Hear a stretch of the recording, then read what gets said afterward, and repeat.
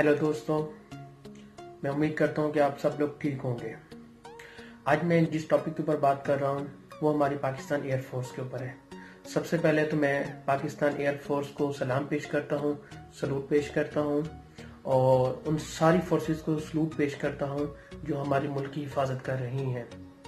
तो दोस्तों, जैसे कि आप सब लोगों को पता है कि गुज़श्ता रात को जो बुज़दिल इंडियन फोर्स है हमारे मुल्क के ऊपर उन्होंने अटैक करने की कोशिश की है।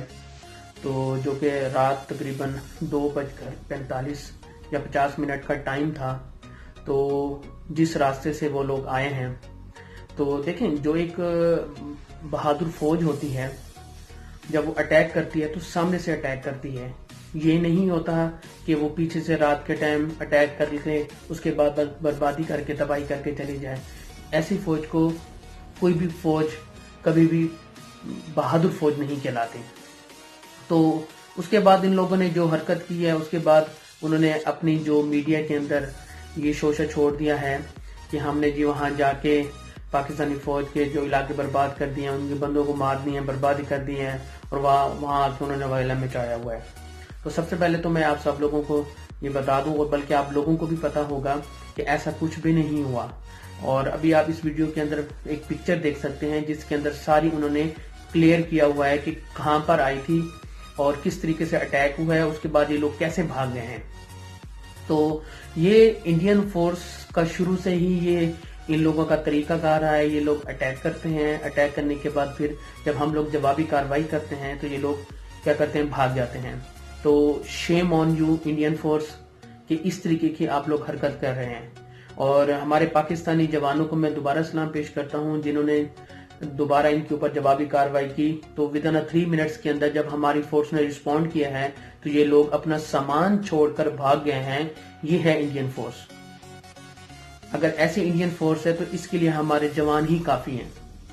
तो इंडियन फोर्स को क्या लगता है कि हम इस तरह की हरकतें करेंगे तो उसके बाद हमारा इनके ऊपर डर बैठ जाएगा। ये आप लोगों की सोच है, गलत फहमी है। शुक्र करें कि आप लोग 5 से 10 मिनट और नहीं आगे आए या 5 से 10 मिनट तक हमारी हदूद में नहीं रहे। अगर 5 से 10 मिनट तक आप लोग हमारी हदूद में रहते तो इसका आप लोगों को अंदाजा हो जाता कि हम लोग क्या कर सकते हैं या हमारी फोर्सेस क्या कर सकती हैं। मोदी जी साहब, आप अपनी फौज को ना थोड़ा सा होमवर्क करवा कर भेजा करें। उनको ये समझा दिया करें जब जाते हैं तो फिर वापस मुड़ के नहीं आते, ऐसे डर के नहीं भाग कर आते।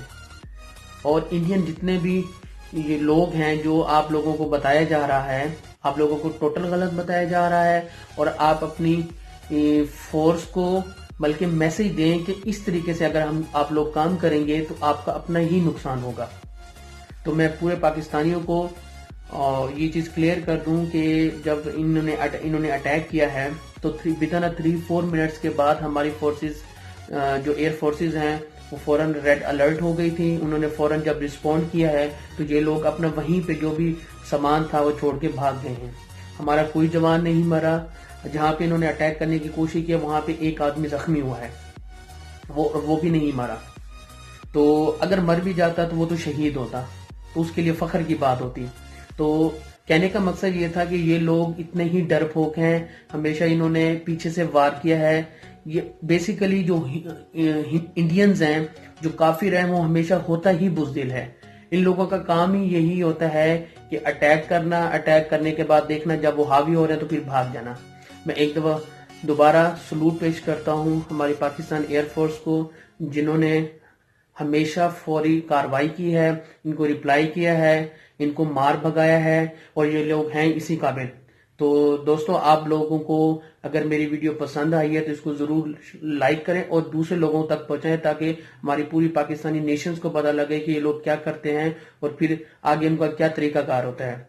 तो पाकिस्तान जिंदाबाद, पाकिस्तान एयरफोर्स जिंदाबाद।